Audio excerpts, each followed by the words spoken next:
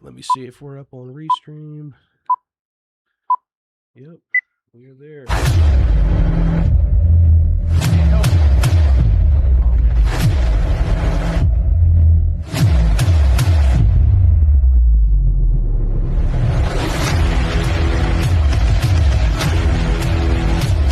That's kind of hype.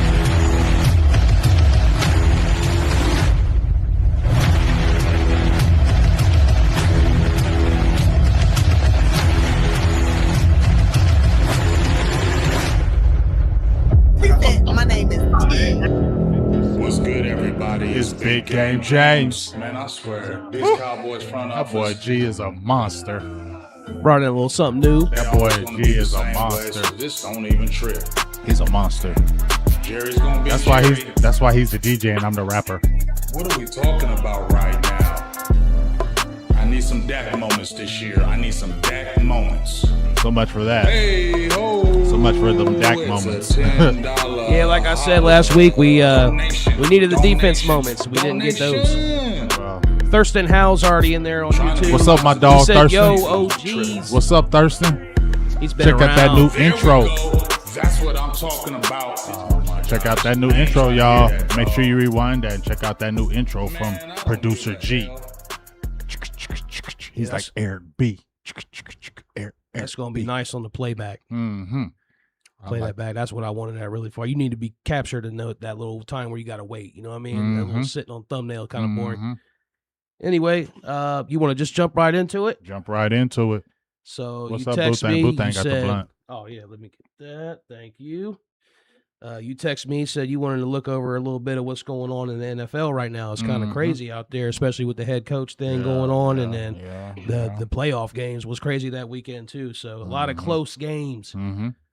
So you said something about wanting to review those. Yeah. Let's just do a quick review of the NFL playoffs that we're not in. No, unfortunately, but like you said, we can look around and see what other teams have done and kind of compare and stuff like that. So I guess we'll start off with that Rams-Panthers game. That was a wild one. Yeah. To start that wild card round, back and forth up to the very end. And I thought the Panthers were going to win it there for a minute. Well, first of all, I want to give a shout out to the Rams and their whole organization. Remember when that owner said, F them picks? That's in history, right? He said, F them picks. F them picks when we went and got Jalen Ramsey. F them picks when we went and got Von Miller. F them picks. We ain't worried about that. We trying to get a Super Bowl. And what's even crazier is your coach is a dog. You know why your coach is a dog? You drafted Jared Goff in the top 5. You went to the Super Bowl with him. And he said, bye. And he's young. He said, bye. That was wild. You ain't it. I love you. I appreciate you, but you ain't it. You ain't gonna take me to the next Super Bowl. I need somebody else. Them is nuts. Mm-hmm. Those are nuts. You feel me? So shout out to Sean McVay for having them, and Watford, they went to the Super Bowl and won. And guess what? They said F them picks. Everybody was like, you remember when Stephen Jones was talking? He was like, yeah, the Rams, they did this and they, they do it their way. And that's certainly they won the Super Bowl. But, we're going to do it a different way. You know what? They said F them picks, went right back in the draft, made some more shrewd moves. 4 years, look at them. Look where they're at. Mm-hmm. And guess what? They were in playoffs last year. They're banging in the playoffs damn near every year because coaching, the owner lets them do what he wants. They make moves. They're always aggressive at all times, and your coach is a beast. So shout out to them first. It's kind of crazy to think, too, he actually thought about retiring, I think, Sean McVay, like a couple years ago because things were kind of starting not to look so great, but now they seem to be back on track. But, yeah, that is crazy to trade your first-round pick quarterback. I remember, though, we've always compared Goff to Dak because they were same draft. Obviously, Dak being the 4th-round pick, Goff being the 1st. But I don't think I think a lot of us thought Dak is better than Goff, I think for a while, even though he made it to a Super Bowl. But definitely better than Carson Wentz in that same draft. Yeah, definitely better. But did you think, what'd you think about Goff at the time of that trade, if you can think back to that? I always thought Goff was overrated. I ain't never think Goff was all that. But I felt like if he got a good coach, he had skills. If he got the right coach, he could do something, which he had McVay. But McVay knew his limitations. So that's why he got rid of him. And let's keep it real. He got rid of him, right? And what has happened? Yeah, they've been damn good with Detroit, but guess what? They didn't make the playoffs this year. And guess what? They choked in that NFC Championship game when they were favored. You know what I'm saying? Losing to the Washington Commanders, who hadn't seen the championship game in 100 years, right? So McVay knew something a lot of us maybe didn't. He said, I like you, Goff, but I know your limitations. You can only take me so far, so I got to get rid of you. And look, he's at Detroit, and he's only taken them so far. They've been good, but he's only taken them so far. And what happened when he got Stafford? He's competitive every year, so he knows talent. So that's just, once again, the shout out to him. And on the Panthers side, I'm going to give a shout out to Bryce Young. I still don't think you're a franchise quarterback, not in my opinion, but shout out to them Panthers because when they beat Dallas, everybody was, or they had another victory after Dallas, and everybody's trying to validate Carolina. Well, maybe they are good, so they try to validate the loss for us losing to them because everybody was saying Carolina was sorry. So I was like, man, Carolina ain't playing nobody they weak. But guess what? They persevered. They had a good defense. Bryce Young weathered the storm. That rookie Tet, who Dallas wanted. You saw what he did as a rookie. They had the two-headed combo with Rico Dowdell, and then they had Chuba Hubbard. Decent offensive line, played good sound football, good coaching, and they could have won it. They had it at the end. So great game on both sides, especially when the Rams jumped out. I thought the Rams was going to blow them out. So the Carolina steadied that. That was just a great game, especially, at the end when they scored. I was like, they're going to beat the Rams. Mm-hmm. But that's why, guess what?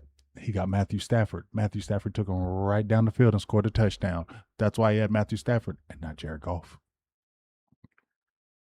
Yeah, and to tie this back to the Cowboys a little bit, do you ever think about teams that beat you earlier in the season, like a Panthers? Are you like, well, if they go to the Super Bowl, I may not feel so bad about it? I just wonder, have you ever thought that way? Because that might be something that you would look at if they were to win that game or something. Like maybe they were better than you thought, because at the time you thought, how'd we lose to the sorry-ass Panthers? But is it possible that you would have felt better if they went further, upset the Rams there? It wouldn't make me feel any better because when Dallas played them, they were still trying to find themselves. And the thing that bothered me about that loss was Rico Dowdell, who used to play with Dallas, said they got to see me.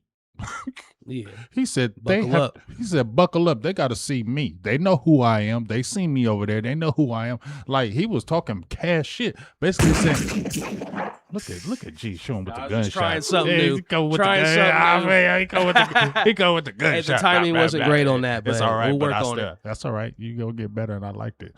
But he came in there talking cash stuff. So you know what's so crazy about that, G? Is that he came in there talking shit to Dallas. Like, they know who I am. They know me. And he knows them. That's the key, what you just said, G. He knows them. So basically, he's over there telling Carolina, they ain't about that life. Mm-hmm. They ain't about that life. Just keep running on them. They're going to give in. So he was with the program, and he was the main one talking trash. So what does that tell you about the organization when the player who left said, you got to buckle up and see me because I know about y'all. Y'all ain't that. And he is an undrafted player who was hurt for 3 years. Nobody knew about him. He had a 1,000-yard season as an undrafted player, comes over to the Panthers talking mad trash, and then runs for over 150 yards on you. What the hell? That's embarrassing. Yeah, but then you're like, damn, because then he kept doing it after that for a little bit. Yeah, for like 3 games. Still, though, you was like, oh, shit, for a second there, like, damn, he's 200 yards a game? That's crazy. Is he, some guys do break out. That happens, but he's kind of older. Mike Anderson. Remember Mike Anderson? 1-year wonder type deal. Yeah, remember Mike Anderson? Olandis Gary. I'm thinking about the Denver backfield. You remember them? And then after they left, what happened to him? Mm-hmm. But yeah, then there was another crazy game. We'll just stay at the NFC because I think it was that same night. The Packers and the Bears. That was another crazy one. And Good Lord. the Bears have been winning like this season. I think they had 6 games where they came back down in the fourth quarter and won the game. So this was no different. I thought it was over.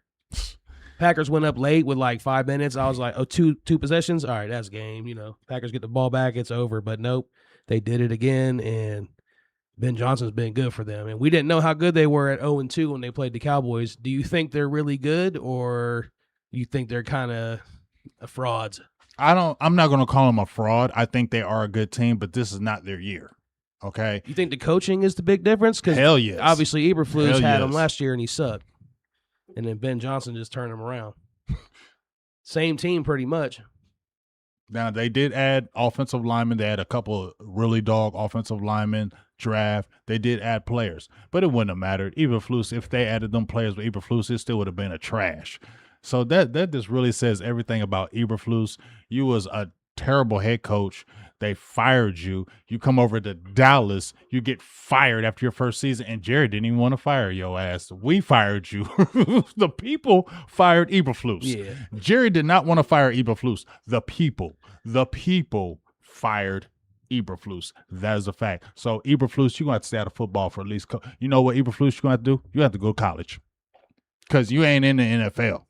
Ain't nobody messing with you in the NFL unless you're going to be on the lowest of the low. You're going to have to go to college. I see in the chat, Football Fanatic and Tyrone Church will hop back in the comments. What's up, fellas? What's up, Ty? Yeah, Tyrone. Eberflus was bad. That was bad. But Tyrone.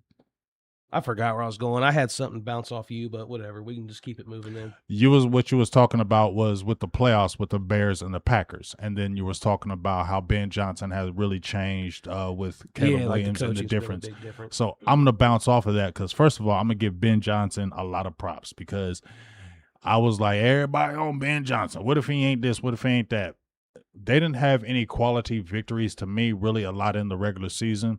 But when you're a team that hasn't really won, when you beat bad teams, it's still good. Now, if you're a good team, G, and you're beating bad teams, we're all looking at you like, man, they suck. You can't. That's no merit. But if you're coming with a new coach, new system, second-year quarterback, you're trying to make him the guy. He's the guy. When you beat a bad team, that's still good for you because these are building blocks. These are stepping stones, right? And they were beating those teams. So in any football, a win is a win. And it's hard to win in the NFL. So those games were quality wins. And like you said, Caleb Williams had 5 comeback victories this season. He's not generational. No, he ain't. I don't care what anybody says. He ain't no generational quarterback. But you know what? I gotta give. I've been dogging him. I ain't gonna lie. He had a good year. I've been Good tearing, second year. I've been tearing his ass up, and I'm officially apologize to him. You're not a generational quarterback to me, but you got a generational arm. Yeah, that arm, that arm is that arm talent. That arm, that's Mahomes type, bruh. You ain't generational, but that arm is generational. The way he just stands there and whips that ball and it goes like 20, 25 yards on a straight line right there, dog. Like cross his body, bro. That ain't normal. And he can scramble. That's special. That's special arm talent, and he can scramble his ass off. That dude can scramble. So Ben Johnson honed that. He already had a good defense. He honed that. Packers choked this one though. I am frustrated because I'm mad. I wish Michael could have played in this game. He would have been a difference. He would have been a difference. I think they could have. I think they win this game if Michael would have played. I really believe the Packers would have won this game if Michael would have been there because he would have shut that Caleb Williams shit down. They missed that. They missed him. Yeah, I don't think they're going to make it very far because I don't think the way they're winning those games is sustainable. Yeah, you can't be getting down 2 possessions in the fourth quarter. They play the Rams next round. They're not beating the Rams. Nah. Nope. Rams probably going to be the Super Bowl team. I hope so because I called Bills Rams. That'd be crazy if the Seahawks and Sam Darnold. No. Go. That'd just be crazy. I would hate that. And D-Law, hell no. I don't want to. I'm a hater of D-Law. I'm going to just tell you right now, I am a. Hey, but didn't he call out the shit, though, that, was going on there with the Micah and the podcast and all that? I don't know. I just thought I heard some things, but maybe you can elaborate on that. He did, but I just don't care for D-Law. I'm a hater. I'm an official hater. So you could come at me and say, "Oh, you just a hater, Jay." I am. I'm a hater of D-Law. Everything he does, I just hate on it. I don't know why, but I just don't. I just hate on you. Everything you do. So I'm gonna hate on you again. Everybody hyping you, D-Law. He had this great. He had a career. No, he did not have a career year. I looked at it. Okay, yes, he had 3. He had like a couple fumbles returned for a touchdown. But bruh, somebody hit the ball out. He was running the ball, bounced right in Right his place, hand. right time. Right place, right time, dog. It wasn't like you did it. It was like you did it. It was right place, right time on 2 of those fumble recoveries. Yes, you had some tackles for loss, but you played with a good team. Okay? It wasn't you. Let's understand this. When he had to be the man, he wasn't the man. Let's not forget when he was at Dallas. He did those same type of numbers. He was not the man. When he was supposed to be the man, he wasn't the man. He went over to Seattle and he blended with a bunch of good players, good coaching, good coach on defense, good coach everywhere. So you blended. So you're going to play better. You get what I'm saying? You're going to blend. You're going to play better. When you're playing with a Dallas team where you got to be the guy and it's all kind of dysfunction, you're going to be dysfunctional. You get away from the dysfunction. That's why a lot of these players who leave the Cowboys, they get away from the dysfunction. They go where they just concentrate on strictly football. There ain't the circus. And then guess what? They play better because they're focused.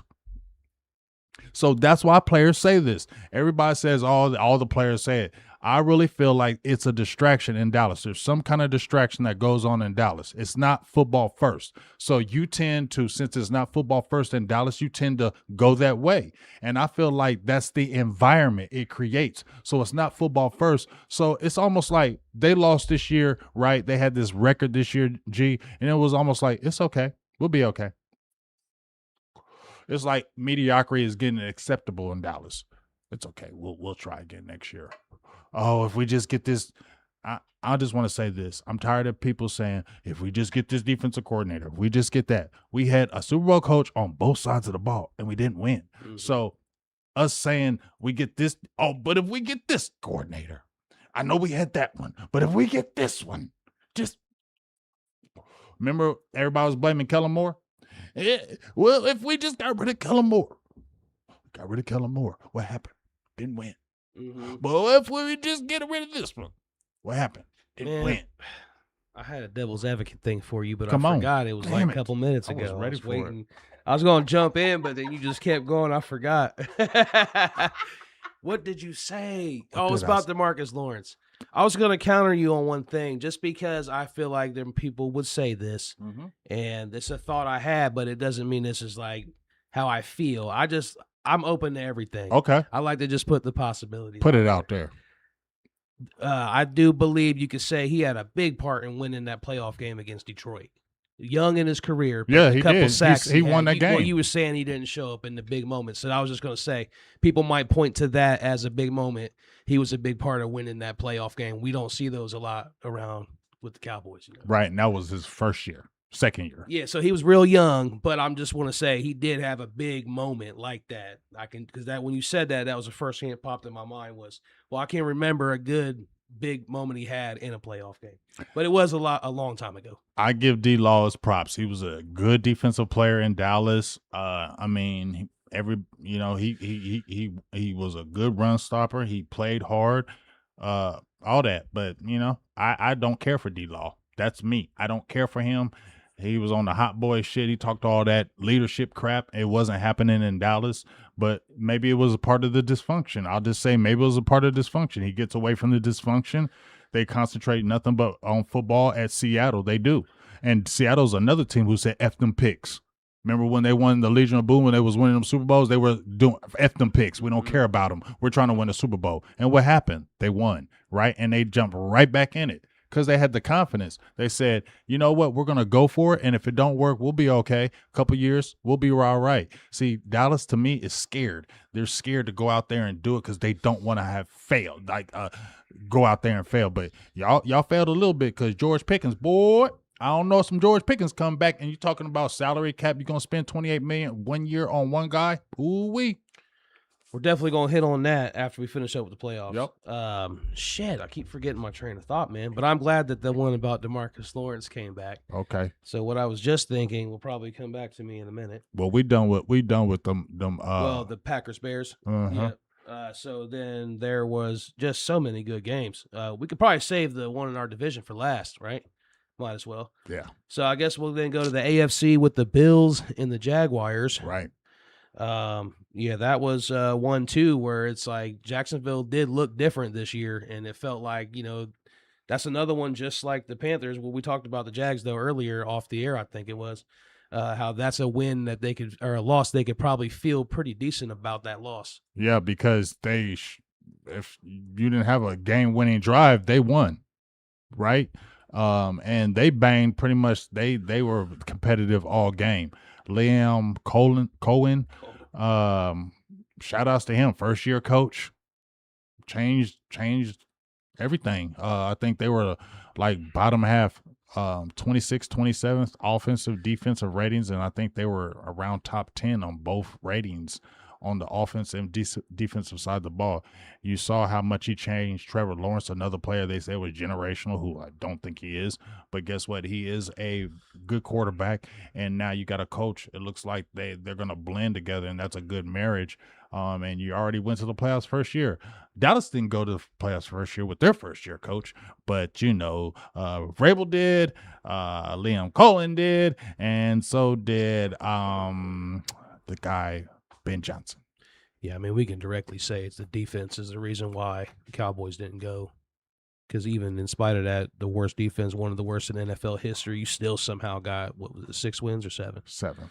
Still got 7 wins with one of the worst defenses of all time. So, it was all defense to me. But yeah, you just wish Shoddy had more control, I think, Yeah, we're going to see this year because it ain't going to be that we were geeked on 2 games. And the Lions beat us, and they didn't even make the damn playoffs, G. Yeah.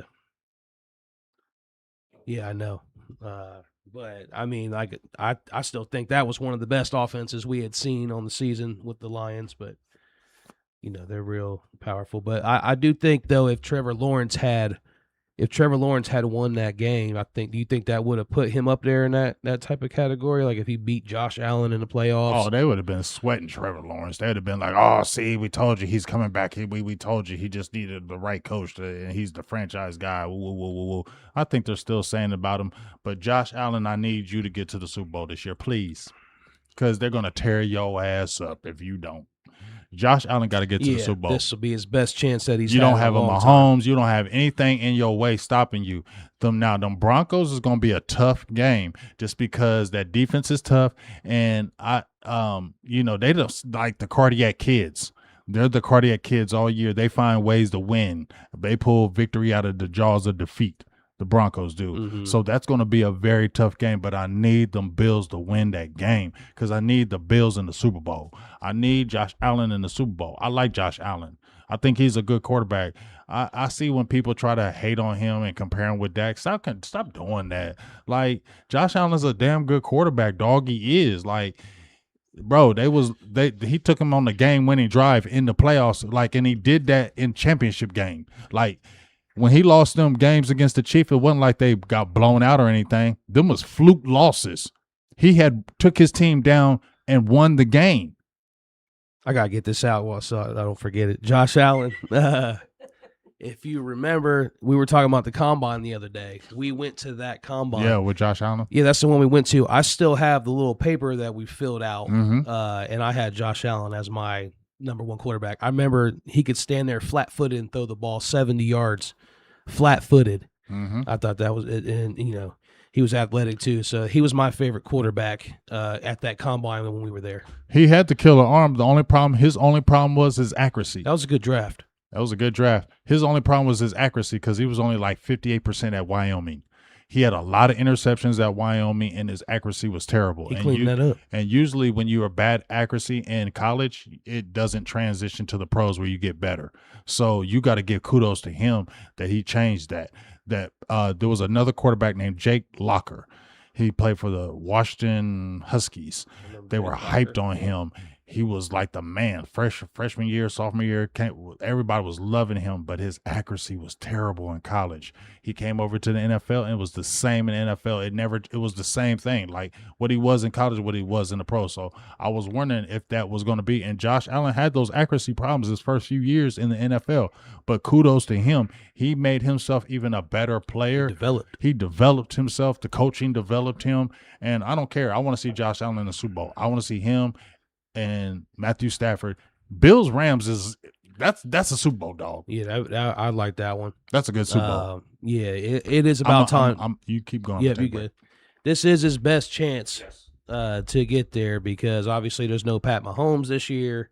There's no Lamar Jackson.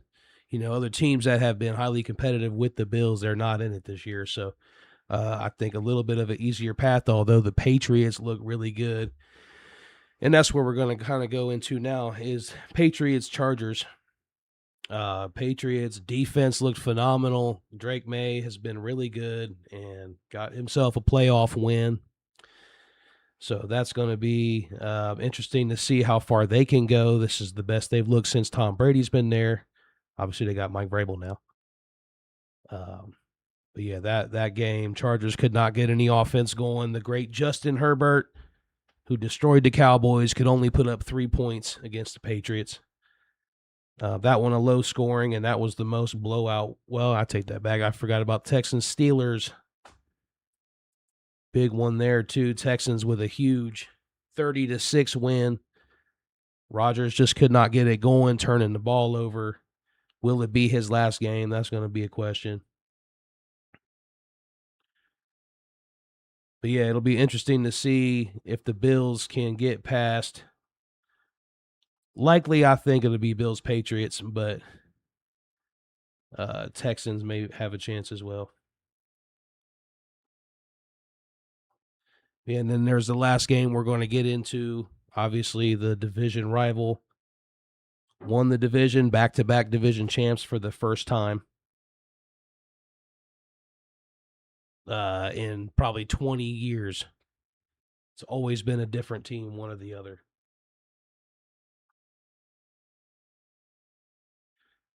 But he wants to talk more about the playoffs.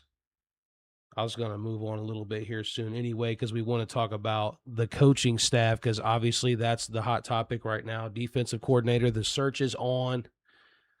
And then all the other coaches around the league as well, or teams, I should say, 9 teams without a head coach right now. We've seen some legends leave their teams. We talked about Mike Tomlin, John Harbaugh. Those are going to be probably your top 2 names.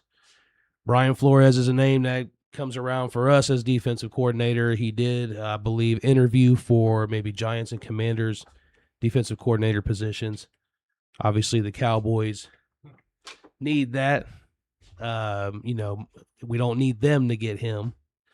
I was talking about the division and Brian Flores.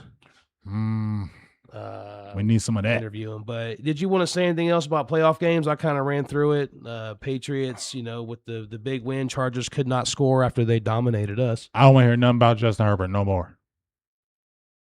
You feel me? He's Jeff George. Justin Herbert is Jeff George. If you never watched Jeff George. Yeah, I've seen Jeff George. Yeah, go look up Jeff George. Extremely talented. Jeff George was nasty. Had the arm, had everything, but he couldn't win. That's Raiders, Redskins. Yes, that is Justin Herbert is Jeff George. Straight up. So he's just really good but can't win. Yep, period.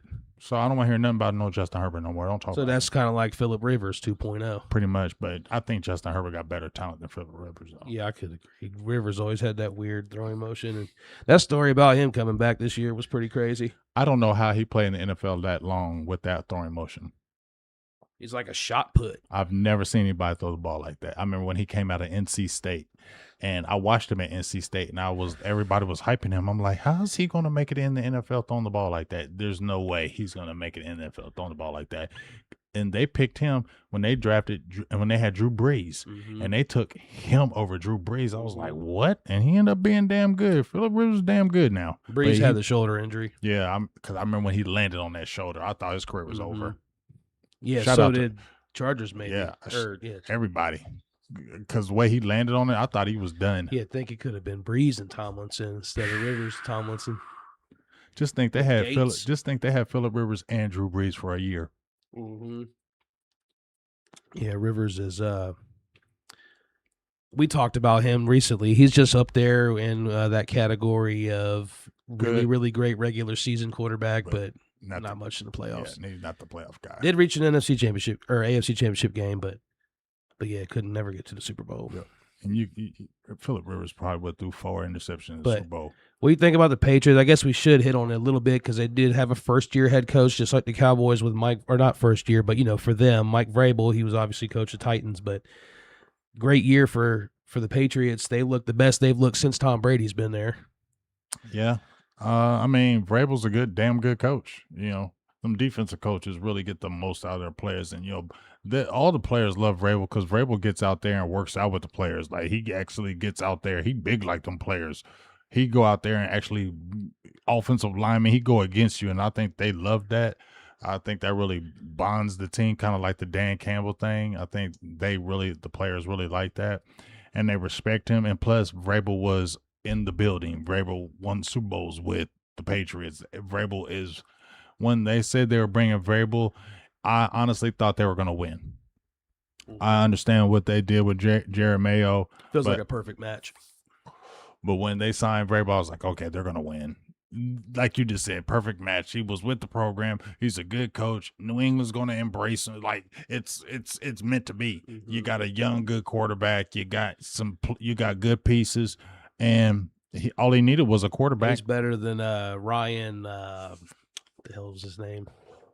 Who? The quarterback, Ryan Tannehill. Oh, hell yeah. Because he had Tannehill for years.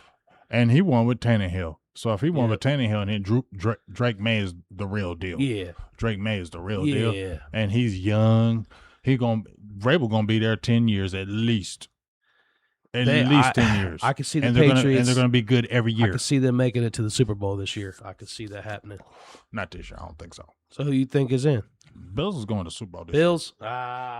Patriots. I don't want to see the Patriots and Drake May in no Super Bowl in his year 2. It's not going to be good. He's not ready for that moment. Let him. What if he's another Tom Brady? He's not another Tom Brady, bro. Well, shit. He's not. What if he's like, we're waiting. Who's the next guy after Mahomes then? He might be he might be, but I just don't feel like it's the Patriots' time yet. You feel me? I feel like this year. Too soon? Yes, too soon. Y'all came to the playoffs. That's good. Like y'all building. You feel me? Whoever they play, the Texans in the playoffs? Is that who it's going to be? Yeah, I think so. Yeah, I was kind of not sure about that when I was speaking. I was like, let me get off these games because I didn't research it a whole lot. I think it's the Texans. I think it's the Texans because so I mean they can beat the Texans, but I want the Texans to win because I like DeMeco Ryans. That's two defensive head coaches going against, and I like Stroud. That's two defensive head coaches going against each other. So that's be a damn good game with two franchise-type quarterbacks. Yeah. Isn't that crazy? Yeah, that should be a good one. And DeMeco Ryans came in as a rookie head coach winning. But we'll see, man. I don't have a lot of faith in the Texans after what I've seen in the last 3 years, like how they end up getting blown out in this round of the playoffs. So we'll see. We'll see. Maybe it'll be different this year. But either way, I'd be cool with whoever wins that one. But I just feel like the Patriots, something just to me feels like everything's lining up. We just talked about it like it all seemed like meant to be. It's all lining up for them. But maybe not. But I don't know. Maybe Josh Allen's just going to be one of them guys that just can't win those big ones. We'll see. No, I don't believe so. I'm going to stay away from that because, like I said, in those games he lost to Pat Mahomes, the Bills should have won those games. It was the ones that we've seen with the Cowboys before where, like, Josh Allen will go down and put you on top with, and then a minute left, and then Mahomes you're playing against Pat Mahomes. Yeah, you feel me? You're going against Pat Mahomes. You feel me? And then they get these freak plays. It's not like it was freak plays that they won those games. You know what I mean? So Josh Allen did everything he was supposed to do. So it wasn't like Josh Allen played terrible in those games. He did everything he was supposed to do for his team to win. Even the year before, when they lost and he threw that pass, dude dropped the ball. Mm-hmm. He threw that perfect pass and it was in his hands and he dropped it. That would have helped them. That would have made them first down. So Josh Allen has done everything he's supposed to do. That's why I feel like it's his time. He didn't choke in these playoffs. You know what I'm saying? He wasn't a certified choker. We've seen quarterbacks, you get to a playoffs and you're like, oh my God, he's a choker. Yeah, but I can agree. Like he wins the first and second round, but can he win it? Can he go again? Like how many chances is he gonna get? Yeah, but you ain't going against Pat Mahomes, dog. I know. Who'd he go against in his championship games? No, I hear what you're saying, but who knows? Like who knows what could happen? Maybe you're right though. He would pretty much win the game. The defense will lose it at the end. But and it's gonna be on the defense. It's gonna be on the defense because they almost lost it in this game. Yeah, same kind of deal. So that's why I'm worried about their defense. But maybe it's just a culture type thing, like with the Cowboys, where they just can't get it done. We'll see. And they lost 4 straight Super Bowls. They did. That's crazy. That's playing in their brains. I would guarantee you that's playing in their brains. They got a lot of pressure because you best believe everybody in Buffalo's like, you better not lose in these playoffs because Pat Mahomes ain't here. Everybody in the chat, obviously, we're here like we're Cowboys, but we're just talking the whole landscape of the league Damn right the Cowboys right now. Texans, Steelers. Aaron Rodgers, probably last game, potentially last game. Looked real bad going out. I can't stand Aaron Rodgers. No more playoff touchdown passes. Did not add to those stats. I can't stand Aaron Rodgers. Like, seriously, he's another one I can't stand. Then you felt good about that game. Oh, I loved it. I love seeing Aaron Rodgers lose. He got dominated. Yes. I love pick 6 right at the end. end. Yes, I love it. I love seeing it because he has this attitude. His attitude, I just can't stand Aaron Rodgers. The talent, I love his talent. Was one of the best quarterbacks I ever seen in my life. You feel me? But I just don't care for Aaron Rodgers. You get what I'm saying? So it makes me just overlook kind of maybe his talent sometimes. So I love seeing him lose. And I hate that Dallas couldn't beat him, and he always rubbed it in our faces. Yeah, the discount double check with the belt. He rubbed it in Dallas's faces all the time. I can't stand Aaron Rodgers, so I love seeing him get his ass kicked. And I don't like seeing him just lose. I like seeing him get his ass kicked. Yeah, that 2016 game hurt me when he hit that little sideline pass when he was rolling to his left right at the end. It was like a 40-yard play. I knew they was going to win because Dallas beat him in the regular season. And I didn't even think remember when Dallas beat him in the regular season? Because that's the last time Dallas beat him. Yep. And they look good against them. They look good. And I was like, it couldn't happen 2 years in a row. I remember I went to that game. I went to BW3s to watch that game, right? I remember walking, and I remember the crowd. I remember I was nervous as shit. I was nervous as shit that game because I'm like, we beat them in the regular season, but this is the playoffs. Yeah. And what happened? And when they jumped on us early, I knew it was over. Yeah, but I felt like that's one where you had it in your defense, let it go for you with that Aaron Rodgers pass. If he don't get that pass, I think they win the game. That the one was it Mercedes Lewis? What was the tight end? I think it was like a Mercedes. No, Lewis it wasn't. It was.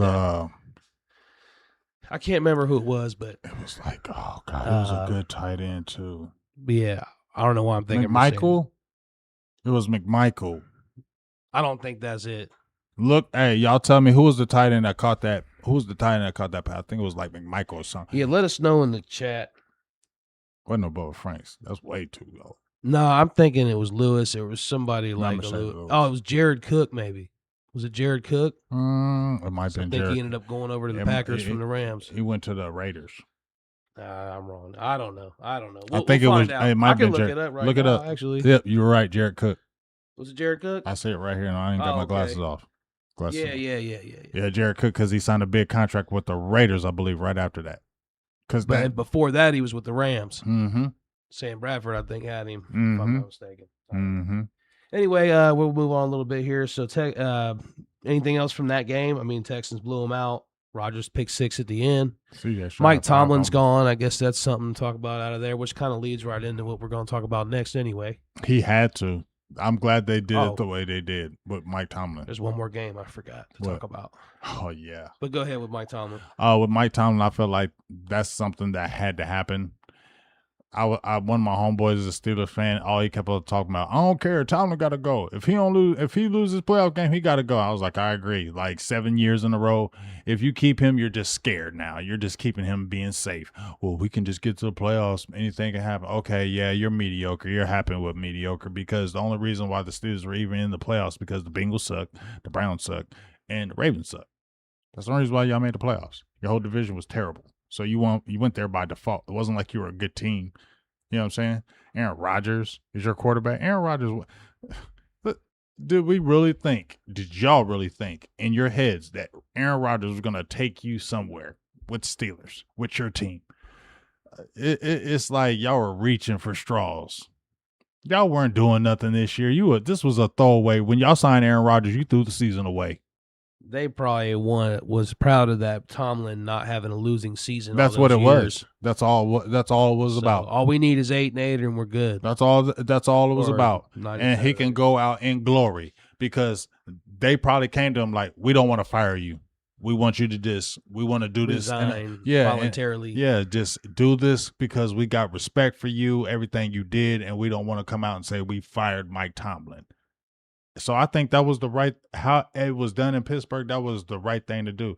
So we'll see where Mike Tomlin lands. We'll see if he goes in TV. We'll see if he goes into another team. That's going to be very interesting to see what him and Harbaugh do. Yeah, I had talked about flip. If Harbaugh went to Pittsburgh and Tomlin went to the Ravens. That would be so ugly. Yeah, that would be weird. That would be weird and ugly. Super weird. But I wouldn't mind because then they could just stay out of our division. But our guys our division is going to get somebody. I mean, this is a good head coach year, I think. And Brian Flores interviewed for a head coaching job too. Was it with the Ravens as well? And then now he's interviewing Commanders defensive coordinator. So, him and Dan Quinn might Loca. That looks like a good pair. If you ask me, that looks like a good pair. Flores and Quinn. Is Dan Quinn not the defensive coordinator? No, he's a head coach. I know, but is he also calling? His defensive coordinator was Joe Witt. I was thinking, who was with us. Some guys call the plays still. He probably had his hands in it, but Joe Witt was the defensive coordinator. He left because Dallas was going to talk about offering him. He went with Dan Quinn, and Dan Quinn fired him. So yeah, you all in your phone. Because I was looking at YouTube comments. Big C from Tennessee says, realest show on YouTube. Cowboy Keystone said, facts BG. Thurston Howell's in there. Cuzzo. Big Tarzan let us know it was Jared Cook. Let me get that short. Yeah, there you go. Yeah, appreciate everybody in the comments. Leave a like on the video. Share it somewhere. You remember when we made that video? Gee, I just want to say this right quick. About Kyle Pitts. Mm-hmm. You know he's going to be a free agent. Mm-hmm. I backed off that. You know who I would target? Who's that? Isaiah Likely. I like Likely as well. From the Baltimore Ravens. When I saw he was a free agent, I was like, oh, that's a guy you might look at. The Cowboys need to jump on that shit. He could be a starter. He could be a starter and be damn good in Dallas. Mm-hmm. He'll be damn good in Dallas. Now, I don't know how his run blocking skills are. I don't give a hell about his run blocking. I don't care about his run blocking. I need him as a pass catcher. They need like a 1-2 punch. We need speed. Somebody who can actually. You've been saying that for years.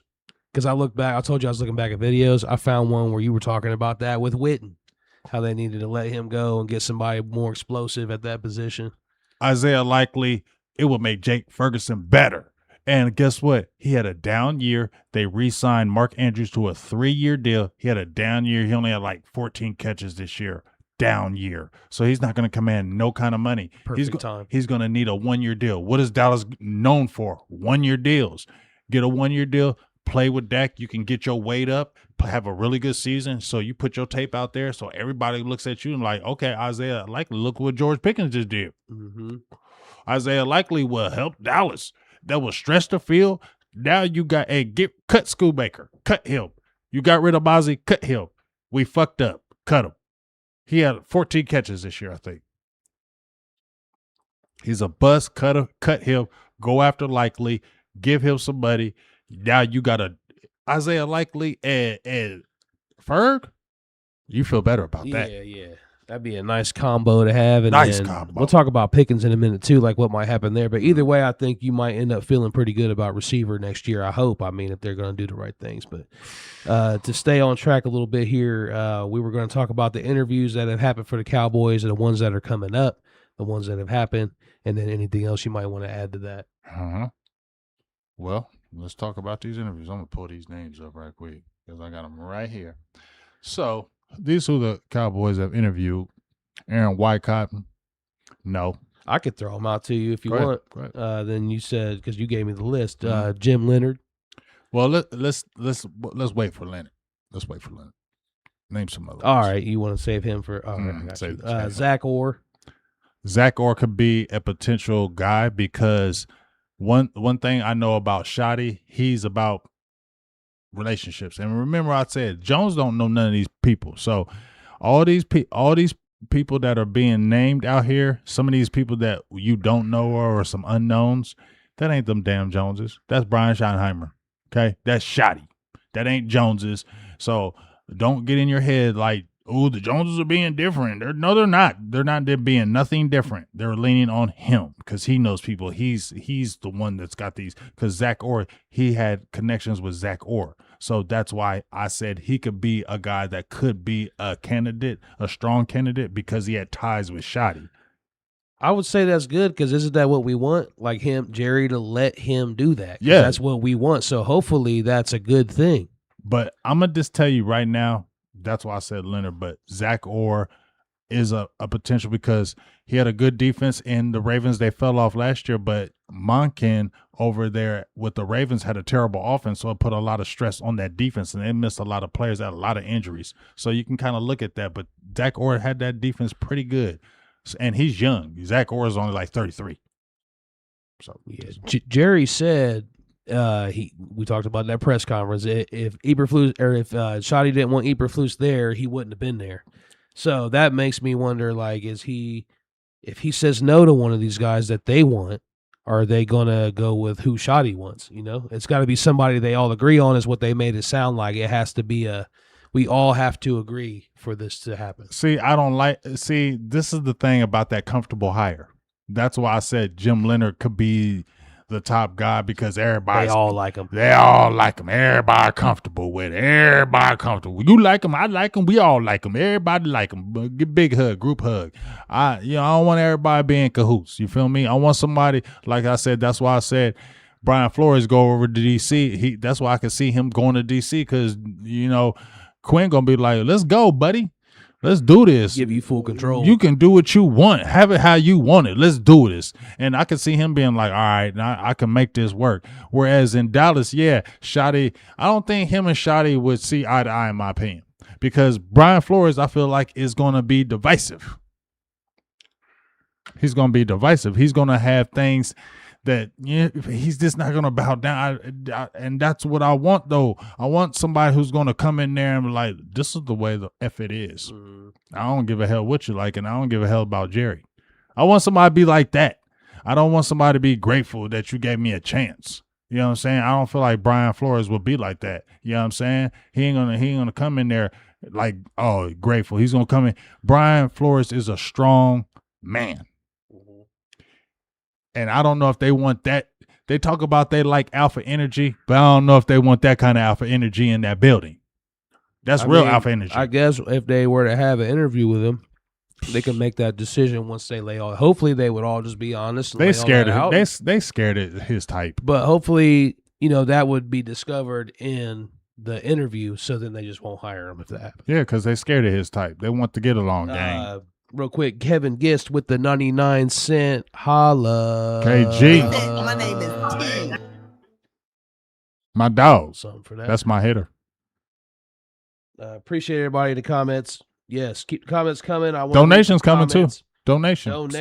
Even over on Facebook, you can send stars there. Stars, donations. You feel me? We do need the support. We haven't really been asking for it, but we need the support. Yeah, because G is getting all new stuff. Yeah, like, I've invested a lot. He's invested. You see these mics? These is new mics. Yeah, everything. You ain't see the camera. Yeah. Camera new. So, you see why when you like Big, I love the studio. That's because G been hooking this Yeah. up. This costs money, dog. We ain't begging, but hey, Yeah, donations help. We're putting money in. We're trying to get better every week. Adding new things. You saw the new intro today, so Anything, $2, consistency $3, is what we're $4, going for. But don't yeah, matter. you need we need some support. But appreciate it if you can. But if not, I mean, we still appreciate you watching.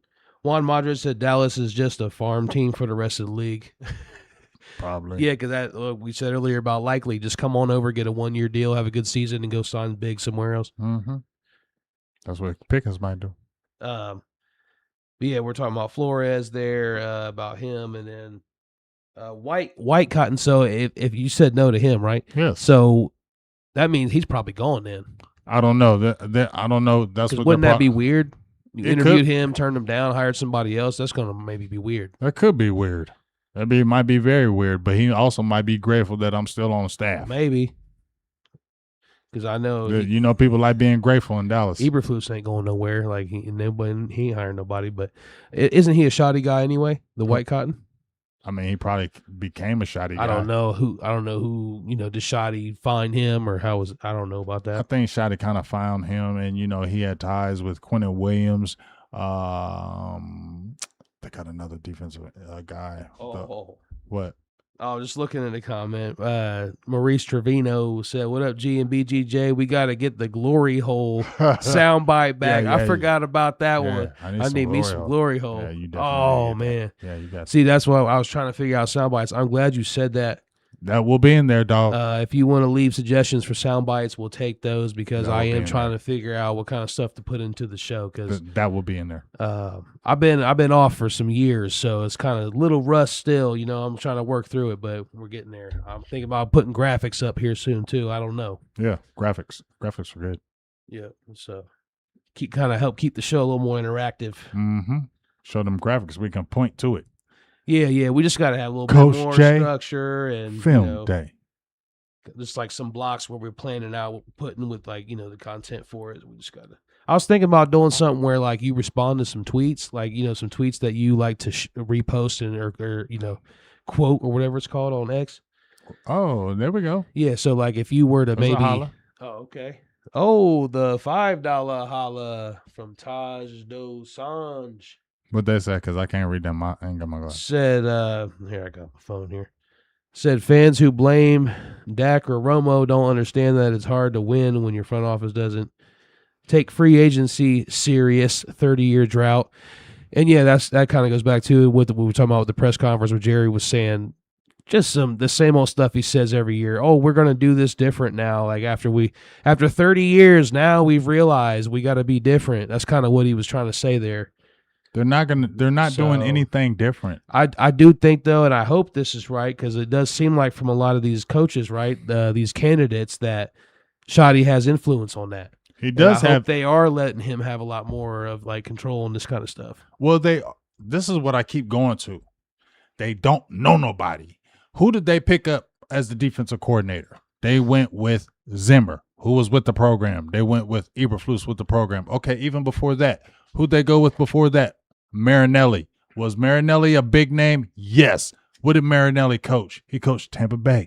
Did they win a Super Bowl with Warren Sapp and them? Yes, big name. And then he had Rob Ryan. Rob Ryan was a big name, right? He was a big name, right? They didn't do any different searches. And the only time you had names where you kind of didn't know them is when the coach picked them.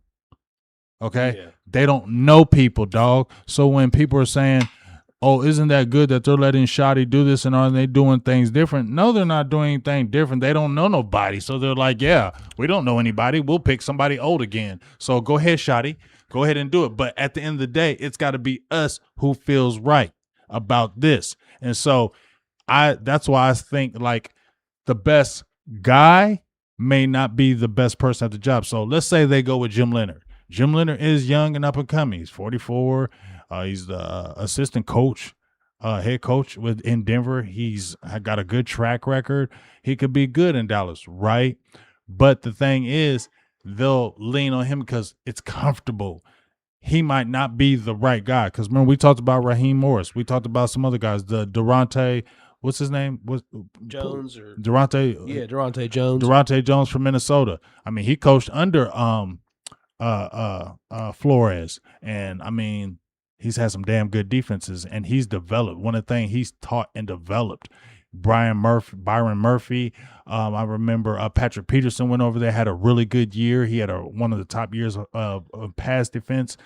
They've had good secondary defenses. And Shotty, if you looked at everybody they looked at a lot of guys who have secondary backgrounds, right? And if you look at Durante, he's had good defenses, especially in the secondary. And Flores has good defense, so it's like you're coming from a good tree. But do they know each other, right? Because I might not know you, G. That don't mean we can't get to know each other and be great together. Mm-hmm. I might know Jim Leonard. Oh, we have history. We cool. I'm going to bring you because we get along. That don't mean you the right choice because we get along, gang. Can you understand that a little bit? I can see where I can see the other side of it where it's like, okay, well, I know for sure this guy works hard and does the things that he's supposed to do or says he's going to do because I've seen him. I haven't seen this other guy, so I'm taking a bigger risk. So I guess you could kind of see that. But you got to take chances, though, if you want to be able to win. All I'm saying is if you feel something in your heart about the other person, go with it. Don't just do it to appease Jerry. That's the only thing I'm asking Shotty. Don't appease Jerry and them because he still does do it. I don't care what we talk about, how they giving Shotty control, and Jerry listens to Shotty. Jerry listens to Shotty so much.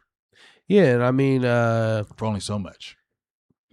Jerry said it right in the interview. It's got to be a collective agreement. They all have to agree on it. He said if Shotty didn't want him here, he wouldn't be here. I believe he followed that up with if Steven didn't want him here, he wouldn't be here. So he pretty much was saying that it has to be collective. They all have to agree on it.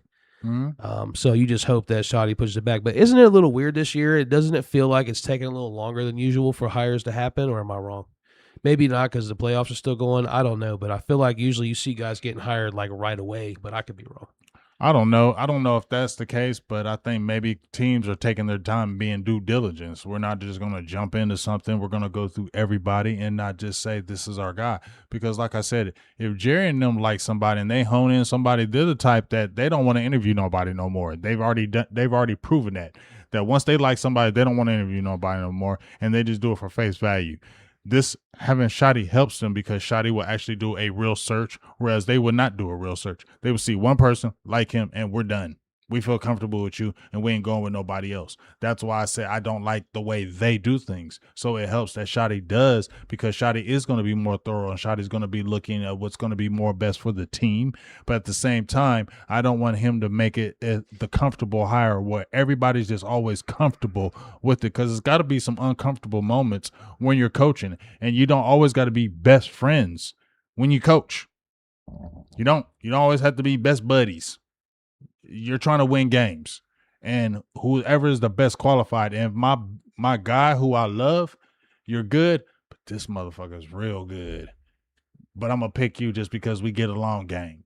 That happens, and you might miss out on something great because you're more comfortable with this. Mm-hmm. You feel that's all I'm saying. Well, I hope that does not happen. You said Jerry's the manipulator, so hopefully he's not lying when he says they need to do something different. So.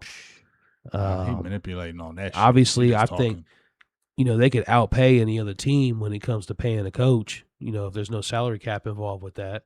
I'm sure they're the most valuable franchise in sports. But they don't want to pay nobody. So they could get whoever they want if it comes down to money. Yeah, but they don't want to pay. We got another $5 holla. Oh, that little harmony there. Hey, that was kind of cool. It's from Taj Dosange. He says, restructure Dak, CD, Tyler Smith, and Ferguson. Use that money to fix your defense and grab a tackle. He said this team wants to act like they draft very well when they don't. And we have hit on that with recently in the last couple shows. Yes, well, Will McClellan. Now, he did okay these last couple, but 21, 22, 23 was sussy. We'll see who's still on the team in 4 or 5 years. Yeah, we'll see. Yeah, appreciate the $5 holla. My name is T. And I just want to tell everybody, I was right on Conor McGovern. If y'all really follow my show, I was really on Conor McGovern. Me and his dad is real cool to this day. I told y'all Conor McGovern could play center. He played center in high school. He was an All-American in high school. And guess what? He's with the Buffalo Bills. He's a free agent. He made the Pro Bowl as a center. Dallas never want to put him at center, though. It's crazy you say that because I have a video. Told you I was digging, looking back through stuff. So I've seen like pretty much everything that's ever been done that we put out there or you put out there or even some other people. But one of them that you and I did, I was filming, you were talking, you were asking players questions at the training camp, and Conor McGovern was one of them. Yeah. So Tony Pollard was one. I was just looking back. Byron Jones, Jason Garrett. So it was that was fun times, man. I forgot about That's why that. I'm trying to go to the combine. I'm trying to go to the draft. I forgot about that. You remember was you there when I talked to Mike White and them? I don't know if I was there for maybe. I don't know. Because I remember I was talking to Mike Was White. it Cowboys experience? No, Training camp? It was just a regular. I think we only did one camp together. That was 2019. Yeah, dog. Because I don't know. Because I asked Mike White because I knew his baseball background, right? And I was like, "What's up, Mike?" And he was like, "Hey, Mike White." I do remember that. And I was like, "What's Yes. up?" Yeah, you was there because I Yes. was like, "What's up, Mike White?" He was like, "What's up?" And I was like, we was talking. I was like, Can you throw that baseball though? You good?" And he was like, Yes. He was like, "What you think?" Everybody started laughing. We have that video. Yeah. And I also came across one where we talked to Jordan Lewis at training camp. Me and Jordan is cool. And he remembered you from the social club. Yeah, because I was like, Jordan, what's up? And he was like, "Oh, what's up, dog?" You know what I'm saying? Jordan is cool. You know what I'm saying? Me and Jordan. And he's a beast. They should have probably re-signed him. Me and Jordan was cool because, I mean, even remember when we was at the social club, we was kicking it afterwards. Yeah. That was a good time. Taco was goofy. Yeah. Because, his mama was there. She was on that other. But Jordan was cool. Mm-hmm. Jordan was like one of the guys. He was kicking with everybody. That was a good time. Because remember, was Michael Wiley and all them up there then? Or was that another show? That was the same time. Michael Wiley and Derek Derek Ross. Ross. So actually, because I was thinking about this, because there's footage somewhere it exists, but it ended up being a bad stream. So if we ever do that again, I'm just going to record that and then post it, but so we don't have any problems. But anyway, there was a bad stream where we were having problems with connectivity. I remember that. And I ended up deleting the video off social media, but it exists somewhere. But yeah, it's not a good video. But we did sit down with those guys too at that table. Yeah, because I remember we went back and we kicked it with them. Yep, Derek Ross, Michael Wiley. There might have been a couple other guys there too. I mean, there's that helmet, Michael Wiley, right there. Yep. I remember that. Yep. Yeah. That's crazy. Mike, because I knew Mike, because Mike played basketball too, and I used to go up to, because I'm a hooper too, so I used to go up to Ohio State all the time and play. And Mike could play basketball, so he would be up at the cages. They had like a spot where they had the Ohio State cages, and they were hooping. That's where I would see him too, and me and him got cool there. I also was doing sales, and that's how I met Mike doing sales too. And me and him hit it off. So you feel me? So when he came to the social club, I saw him, he's like, "What's up?" You feel me? We all just being cool. So respect to Mike Wiley, Derek Ross. Ooh, she throwing in the nut. I say make it good. Yeah, we're gonna roll a nice fatty. A finale. The finale blizzy. Yeah, those were some good times. Those were good times. But hold on, we got $9.99 holla. It's Cowboy Keystone. He said day one in the building. He's been there from when we started. That's Cuzzo. Day one. Day one. And, I keep going back to it, but this is because this is what I've been doing lately, digging around. I found we started in March of 2017. Mm-hmm. That's when we first started posting stuff on Facebook. I think Keystone been there day one. Yeah, that's cool. I think he been there day one. I wonder if he's on Facebook too. He's on everything. Yeah, so maybe he goes under a different name on Facebook because they don't really let you do names like that. But that's my dog. And he's Libra Gang. Libra Gang. IXM4DM says hearing Green Bay coach Dallas talking to or for interview. You kind of didn't. You need to word that a little bit better. Appreciate it. Big from Tennessee said we should have kept McGovern. We should have. He was good. We still got a good line though. Even the backups. We got a good line. I mean, I like Cooper Beebe. A little bit, but. I like Cooper Beebe. They need to keep Tyler Smith. Leave him alone. He already was pissed. Don't try to move him to tackle, and you paid him guard money. Don't disrespect him like that. If I were him, I'll file I'll file grievance. I'm glad you said that because we were talking about that press conference last week, and I told you how I watched it. Mm-hmm. And Shotty had mentioned in that press conference, because somebody asked him just about that with Tyler Smith's situation with left guard, left tackle, and he said that they had the conversation because they had the send off meetings or whatever, before to end the season or whatever. Mm-hmm. And he said they had those discussions, and they didn't say nothing about money, but he just said that Tyler Smith understands that they're going to play him where he's best at. So, but they didn't mention That's nothing BS. about a contract or money. But that's what he said in that press conference. Yeah, that's BS. Because I don't want to say they were trying to be slick and, we sign you real quick to this guard, and now all of a sudden we slop you at tackle. Nah, you ain't doing that to me, because tackles make more than guards, especially left tackle. Left tackle is the premium position. Okay, so you kept on flipping them, flopping them, tackle, guard, tackle. Y'all keep flipping them, and it's disrespect to the player. You need to let him grow and be at one position. You said, okay, you're the guard. You're the all-pro guard. Keep him there. So what? Somebody got hurt. Put someone else there. Because I'm going to go back to when Zach Martin was pissed. And remember when Terrence Steele was struggling and Zach Martin, they kicked Zach Martin that tackle, and he was like, I'm going to play tackle one game. But you better kick Steele, and he need to learn. And he went right back at guard, and then they took their lumps with Terrence Steele at tackle, didn't they? And Terrence Steele got better, and that's how he got his contract. So I think Tyler Smith needs to do a Zach Martin and say, I'm a guard. You pay me this, and that's where I need to stay. Do a Zach Martin, because Zach Martin was crying like a little, and he got his way. So another thing, I keep going back to that press conference because they did bring this stuff up in that press conference. And one of the references he made there was Larry Allen, how Larry Allen will play guard and tackle. He could be an all-pro guard or tackle. So they did bring that up. So that's probably how they're trying to sell him. See, that's that BS. So, See? No. But that's going to cause friction. Right. Did you sell it to Zach Martin? That's going to cause friction. See, that's the only thing I'm saying. Did you sell that to Zach Martin? I mean, we'll see what happens next year. I don't like that. I don't like that at all. I just don't want to see, because that's just going to create more friction, another distraction. I don't like that at all, because did you do that to Zach Martin? Did you come to Zach Martin and say, hey, Zach, remember Larry Allen was a great left guard and he was a great left tackle? He was the greatest ever. Did you come to Zach Martin and do that? No. Zach Martin said, I'll play it one game and I'm not playing it no more. This is what I am. This is what I've been, and you're not changing me. And you know what they did? They said, okay, Zach, we'll let you do what you want. You can go back to guard. So don't try to flip and do Tyler Smith like that when you didn't do Zach Martin like that. That's what I'm saying. So I don't want to hear your little stupid sales on how you want to sell Larry Allen play. Oh, he was a great left tackle. He was like, no, don't sell that, because you ain't paying him left tackle money. You're trying to dupe him. No, you drafted Guyton at left tackle.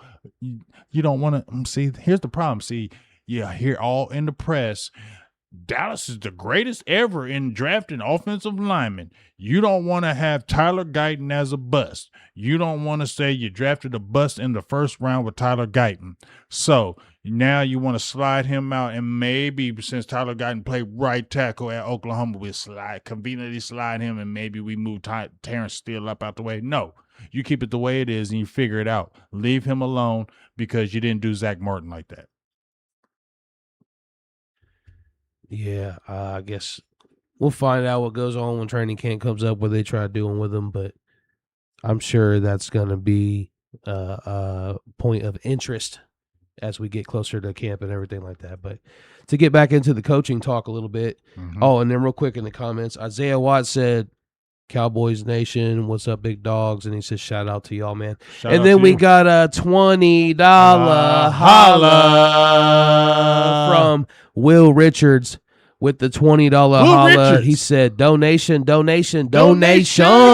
name is T. Will Richards is, Will Richards has been there. He was on Facebook all the time. Yeah, that's what I was saying before, and even now this week too, and even last week, I've been seeing a lot of familiar names in there from the past. Yes, so it's good to see that we're still reaching these people. I'm glad everybody's still around, still healthy. Hey, yo, appreciate y'all. Everybody. Hey, appreciate all the donations. Hey, shout out to everybody, first of all, in the chat, right, G? we was talking. We said, hey, That's how it started. KG came with the 99-cent holler. And we said, hey, if anybody else want to donate, it's hard out here in these streets. We working guys. We work hard for this. We working guys. We family guys. We take care of our families and everybody else. You know what? And two, I would love to do this full time for a living. It'd be nice to be able to pump content out every day. I know G would love that. You feel what I'm saying? So we appreciate when we made the call, how everybody jumped to the call, and we already been getting donations. So really, I'm just want to tell you, it really means a lot to us. Me specifically, but I know G too, that when we jumped out there and said it, y'all came right with the donations, and we ain't about that. We ain't about just trying to collect money and that. Y'all should already know that we ain't about that life. But hey, we do work hard, and we want to, and we see we trying to make it fire. Hey. You see how basic it was with me, and then you see G came back. You see how it was when I was in them streets by myself. I mean, you still doing your thing though. You did grow that page a lot, the YouTube channel, but yeah, that was a lot of hard work. Yeah, but you did it, so and then you kind of get, I mean, if you just imagine it keeps going. Mm-hmm. I feel like now that we've linked back up, the growth is starting to happen again for sure. It has for me, on my side. We kind of came at it with a different angle this time, but it's working out good. But Will Richards said Silver and Blue Nation for life. Mm-hmm. So Silver he Blue goes Nation, back. So yeah. this is, man, I was thinking about it like, I know you That's... don't want to be tied to Cowboys. I was thinking about, what if we just went back to Silver and Blue Nation? No? You don't want to go back to those days? You said we're new, we're fresh. But then you got people like him who's Silver and Blue Nation for life. You can always be Silver and Blue Nation. You always remember it, but we ain't going back to that. Things will never be the same. No. Because that's just the way it is. That's just the way it is. He said, hey, that's the way it is. And that's just the way it is. But let's hop back into what we were talking about here real quick. So we was going through the coaches a little bit there, and we didn't bring up John Gannon yet. I know you already said no for him, but they did have an interview scheduled with him, right? Mm-hmm. Has that took place yet? When are those interviews scheduled to go down? I think they've already interviewed him, but that's a blech. I know you don't like that one. You haven't liked it. They're not going to hire him. I get why they did it. No, nobody wants no Jonathan Gannon. He would not do anything in Dallas. He would lose. He would buy. They just did that. Make sure you guys go over to the TikTok page and follow Producer G over there on TikTok. He hot on TikTok. I don't do that TikToker stuff. Yeah, I'll take it though. I'll go take ahead and eat that up. Go eat that TikTok up. It is American owned now. It's American owned now. Just I don't give a hell what it is. If it's I don't care what's on. I don't mess with no TikTok. I know, but I remember you go get that TikTok money. Yeah, I'll take it. I'll go ahead and hop in there. I mean, I ain't doing it yet. I know all y'all on TikTok. I ain't doing it yet, but we might get there eventually. I know all y'all on TikTok. I definitely need all the follows we can get. We got goals to hit. So if you're on a TikTok, go ahead and hop on over there to Producer G, and you'll get all the shorts from the show because we're doing the live. We're recording the video. We're really sitting here recording shorts and also just talking Cowboys. So that's what we've been doing every Wednesday night. It's been a few months now, a couple months, right? Mm-hmm. Probably like what? Early October. It's kind of when we started doing this again. Yeah. And it's been good. There's been a lot of growth since we started already. So I feel pretty good about it. Look at him. He's a king of doing that. Yeah. Look, that thing looks perfect. Don't it? Hold it up close to the shot. You got to cover your face up so it zooms in on it real good. Gets focused in on it. Yep, there you go. Yep. This camera's cool with the autofocus feature. I like that. It tracks your eyeballs, and then it'll go cover your face. It'll zoom in on crazy. Product review. It's tracking eyeballs. Eventually we could do product review. We could get on with some cannabis shops or something. That'd be cool. That's what we need to send us some stuff in the mail, and we could review some products on the air. They need it. We can test your stuff, bro. Bro, you get clicks and views over here. You never know what might end up happening. You get clicks and views over here. We talked about Durante Jones. Ephraim Banda, you say you don't know much about him. I don't know. He ain't coming. Done everything I can. I'm a damn cable guy. That's crazy. But we're coming back on. Stay with us. We're coming back live here with a little bit of a glitch. It's sad. It's pathetic. I work for a cable company. My cable's pristine, but there's still issues in the neighborhood, so it's hard to clean that up. But so there's little glitches sometimes, and you drop frames and we drop people, and that's what happens. But that sucks. So you need reliable internet in these streets. Spectrum sucks. I know you work for them.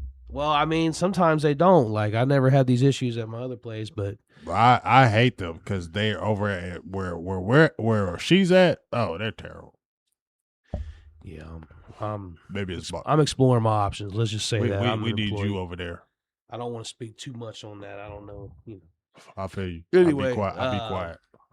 And then there's a couple requested interviews. You said a Parker from the Eagles and Bullen from the Giants.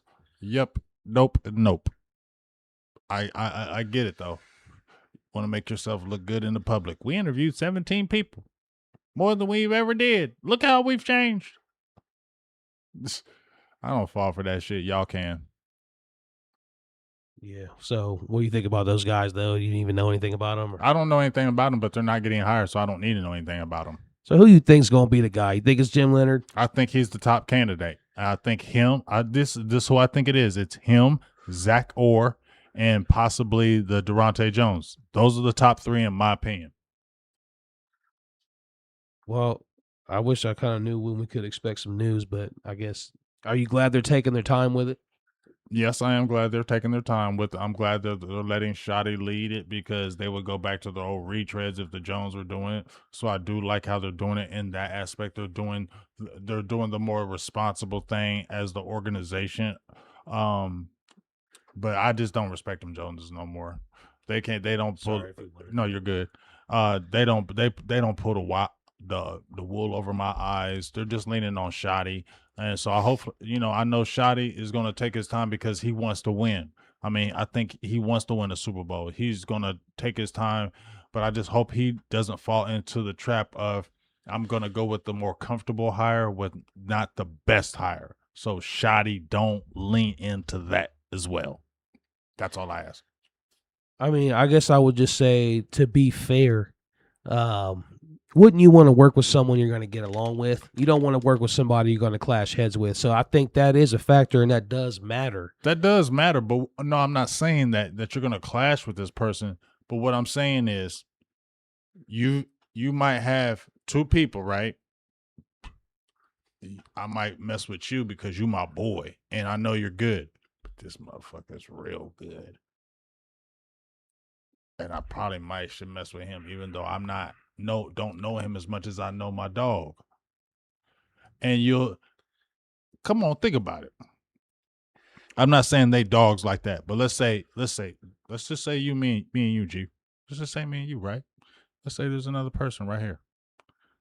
Let's say somebody, just hypothetically, might be banger, right? And me and you my dog. This motherfucker, he out of this world, dog. He's like the who's who. But I'm like, I'm gonna go with my dog because that's my dog. I can't do my dog like that. You feel me? And it might be a good mix, but then this motherfucker go somewhere and win everything. I'll look back and be like, you get what I'm saying? Mm-hmm. Yeah, I know. Even what you could do with me. You feel me? Yeah. That is tricky when it comes down to like a relationship and business. Because like you want to, I guess it just depends on, I see what you're saying. And that must be just how it is there. I don't know. So, but are any of these guys that close to them though, where they could, I don't know, because when he spoke of Jim Leonard, I remember that you saw the press conference. He spoke glowingly of Jim. When he said Jim Leonard, he spoke. That's what made me lean to him instantly because the way he was talking about him. Yeah, what he did in that press conference was he said, we need a guy who can communicate and translate things to where if I'm saying it one way and you can't understand it, I can come at it from a different angle to help you understand it, what I'm trying to get my message to you. And then he goes on to talk about Jim Leonard and say that he's a great communicator. So it would seem that he already has kind of that role in mind for him. That seems to be what's important to Shotty, is being a good communicator. And he did, I don't know how much of that press conference you watched, but he talked about Matt Eberflus as well. Well, he didn't really talk directly about him, but he pretty much described what Eberflus did wrong, because when he was talking about how what we're looking for is a guy who can communicate and make guys understand plays and sell them our plan, which is basically saying Eberflus wasn't doing that. He don't look like he did that. And what else he said? I'm a high energy guy. I want a high energy guy too. Does Eberflus look like that? Eberflus look He like don't even look that old though. no. Eberflus like a stick in the butt, Mm-hmm.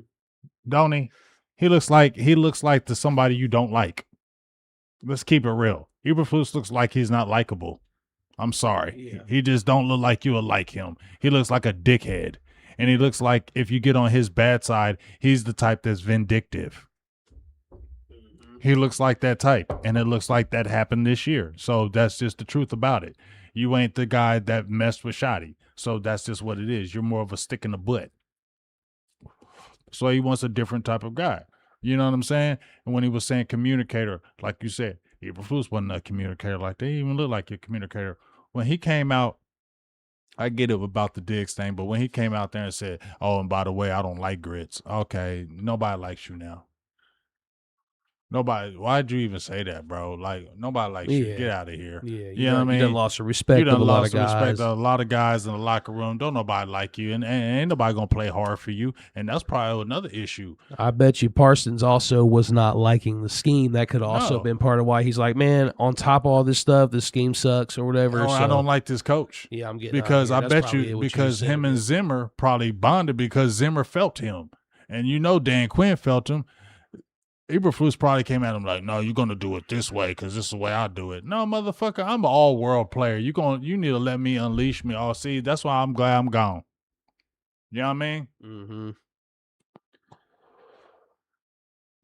Let us know in the chat, like, what do you guys think Jerry's different? Do you think something's different about him? Do you think that they're more aggressive? Because I see that a lot. Something's different about Jerry. He's more aggressive now.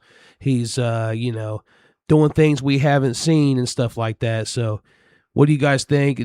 Does Jerry realize his window is closing because of how old he is, his age? Is he trying to do things different? Or is it the same old? Because 30 years is a long time, and to expect someone to change after that long, that's kind of unrealistic. He ain't changed shit. So let us know in the comments Y'all what you believe think that. about that. Y'all believe that.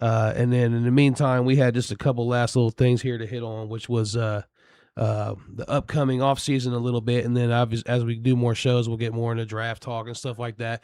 We're looking into maybe going to the combine, going to the draft. So, Senior Bowl in 2 weeks. I'll be there. He's going to the Senior Bowl, so we might be able to be at all the hot spots for the draft, this coming up draft. So that's going to be cool For sure. so maybe we get some good content, especially if Mhm. we can do some things together. Bring this bad boy with us. Yeah, because when we did the combine, that was fun as shit when we did the Yeah. combine. Yep, I love that. And then I've never been to a draft, so that would be fun to do. Yeah, I went to the Cleveland draft. I went to the draft in Cleveland. That's nice. Yeah, but it sucked because it was the COVID draft. It sucked. Couldn't get all close. Oh, it sucked. I'd imagine it's like a concert. It was the worst. You got to try to fight your way up to the front. You got to stay in the front the whole It time. was worse. It was the worst. But we got real. It'd still be cool to be out there. We had a great time. I'd like to get some content from fans and stuff. Booth thing was fucked up. Mm. She was fucked up. She'll tell you if she's looking at this show. She'll tell you I had to drive home. She was fucked up, and I got a speeding ticket. From Cleveland? Yeah, from Cleveland. Yeah, the draft's in Pittsburgh. That's only 3 hours from us. Combine's only in Indianapolis, 3 hours from us. So we got all that right around us. Hall of Fame's 2 hours from us. Like we did the Hall of Fame games. We are blessed with like football facilities around us. This football country. Cleveland, Cincinnati, Pittsburgh, Indianapolis, Buckeyes, Hall of Fame. Football. Yeah. Ohio's a football country. The Bears are close. The Lions are close. Bills are close. All those teams within a 5-hour drive of where we are. Mm-hmm. And I've always loved that because I have gone to a lot of games in those places. I know I've been to Bengals games. I think I've never been to a Browns game. Did we go to one? I know. We went to a Bengals game. I think we did. I've never been to a Browns game. I know. I've been to to several Brown games. You've been to? I want to go to a Browns game. Yep. First game I ever went to was Browns Broncos. Dog pound. Back in 2008. Brady Quinn was a rookie for the Browns. Brady Quinn, Ohio's finest. His first start. Dublin's finest out here. Jay Cutler was quarterback for the Broncos that game. I'll just never forget it. It was a big game. Wide receiver Eddie Royal. Huge game. But it was a big shootout, overtime win for the Broncos. I believe it was overtime, but great first game to go to. I'll tell you that. Night game, too. I think it was Sunday Night Football. Brady Quinn. Thursday night. Brady Quinn. I remember Steve Young talking about Brady Quinn. He said, Brady Quinn lifts too much weights. I'll never forget who he said that. He said, Brady Quinn lifts too many weights. He said he's too muscular. He said his arms are too muscular, so when he throws the ball, it's tight now. It's not a loose motion because he lifts too much, and so he's thrown off his throwing motion because he's too big. I remember he said that about him, and I agree with him because like square. Yeah, because Brady Quinn, I remember his freaking arms were rocked up. He was freaking super huge. cut. Yeah, he was super cut up, and it was like when he threw the ball, it shortened his like release because he was so big. And that's the way he would throw, like real super squared. Yeah, Steve Young was right about him. Yeah, like no flexibility. Steve Young was right about but to get back to real quick because we're about to wrap it up here. Pickens. We were talking about him earlier. I sent you a text. I feel like the Cowboys, and then Javonte Williams too, but I feel like the Cowboys are not going to pay more than CeeDee Lamb for George Pickens. Do you think that they would? I don't think they would. I don't think they would either. I see. Here's the tricky part because, like I said, I go back to. I told y'all you should have did the trade and sign. You didn't want to do it, so okay, you did a rental, right? And this is an expensive rental. So my thing is, if you rented him for 1 year and you were thinking about that, why didn't you go all in? See, you were scared because you didn't know what George Pickens you were against. So you still were scary. You didn't think George Pickens was going to do good. So now he did. So him and his agent, my thing is they're going to tag him. That's a fact. He is getting franchise tagged. Okay? That's $28 million. My thing is are they going to be cool with that?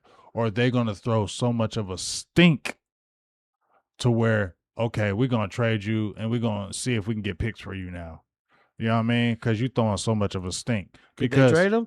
Yeah, they can trade him. They could put him on a franchise They can franchise tag him, and then if they franchise tag him, they can't work out a deal. They can trade him and get 2 high picks. So they could trade him. So if they tag him, they would have the ability to trade him. Yes. Well, shit, that could be the best option for us, and possibly. that's what I'm saying. That's what I think may happen because I feel like he's going to throw a stink. I don't think even though he's going to get the 1 year, $28 million, I just feel like he's going to want, and his agent are going to want a multi-year deal, especially when I can go this year after getting these kind of numbers.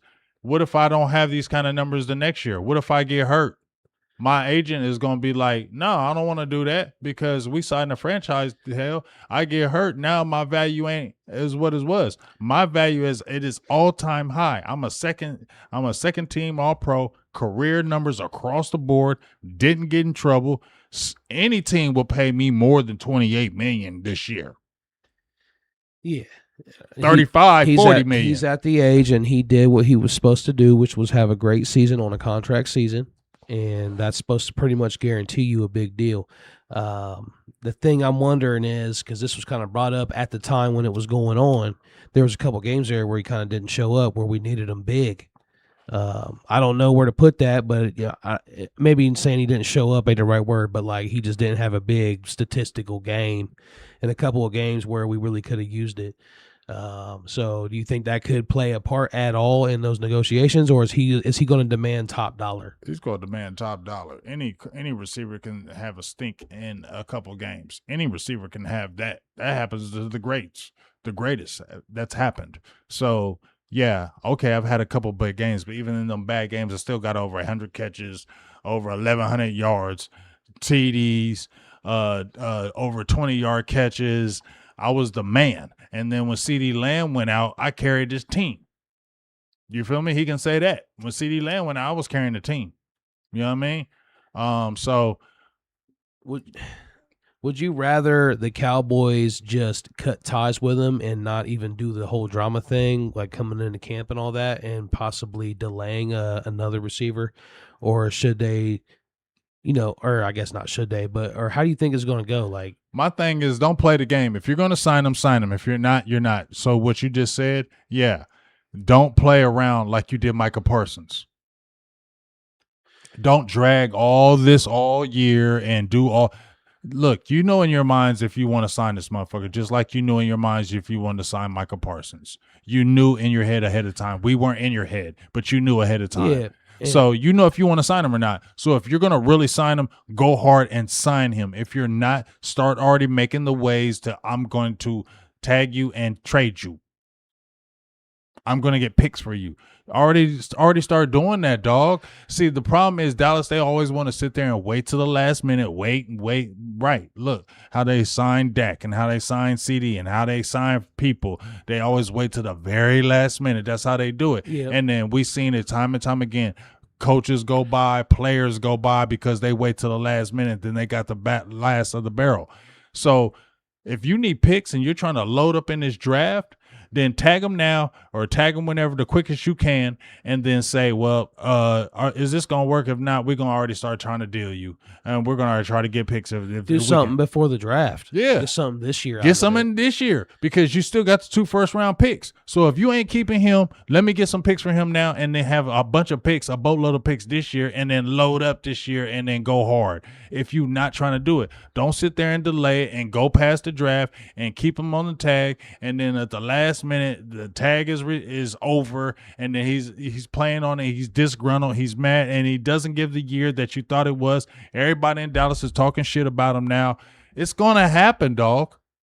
Yeah, so hopefully they just do the smart thing there and like what you just said. But you could make an argument that what they did with the Parsons situation is kind of what fucked up the defense this year. They did because before that the plans would have been with him. He's been having great seasons. I said it might have still been bad, but I said that they didn't want to sign him. Me and Mike White, shout out to your dog. We are gonna do some shows again. But Mike White was saying, trade this motherfucker, trade him. If you ain't gonna do nothing, trade him. We were talking about trade him before the draft. Only reason why I went against trading him, first I was like no. But then I was like, you know what? Yeah, because let's get some picks from him if you ain't going to sign him. That's what we kept on talking about. If you ain't going to sign him, get something for him before the draft. And what they do, they kept slow footing. They knew in their minds they weren't going to sign him. And they let all that draft go by and played that dumb old game. And then you put the whole team in a bad spot because you got emotional and you sat on your ass. And you try to blame Micah. You probably should have got rid of Diggs too when you could have for something instead of just nothing. I said could have got at least a late round pick. I made a video 8 months ago and said, is this beginning of the end for Trevin Diggs? I said, get something for him. I said, you not going to keep him. He's not going to be on the team next year. I said it in a video. He is not going to be on the team next year. So if he's not going to be on the team next year and you know it, get something for him while he's not in hurt mode and while he's not on injury reserve or whatever, because now he ain't got no value. So now when you try to put him out there and you're like, hey, Trevin Diggs, they're like, man, we don't want him.